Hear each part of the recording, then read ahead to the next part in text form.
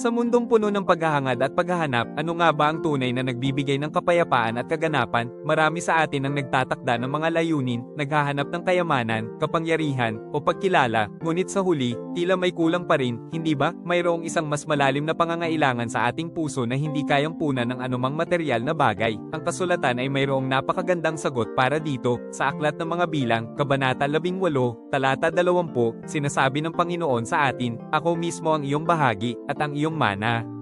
Isipin mo, ang Diyos mismo ang ating mana, hindi ginto, hindi lupa, hindi anumang kayamanang mapapasa at mawawala, siya ang ating pinakadakilang yaman, ang kanyang presensya ang ating katiyakan at kasiyahan. Kapag kasama mo ang Diyos, na sayo na ang lahat, hindi mo na kailangan mainggit sa iba, dahil ang iyong pagpapala ay nasa Kanya, ang pagmamahal niya ay higit pa sa anumang kailangan mo. Hawakan mo ang pangako na ito sa iyong puso, siya ang iyong lakas, ang iyong kagalakan, at ang iyong kapayapaan. Magtiwala ka sa Kanya at maranasan ang walang hanggang pag-ibig na nagpapabago ng buhay.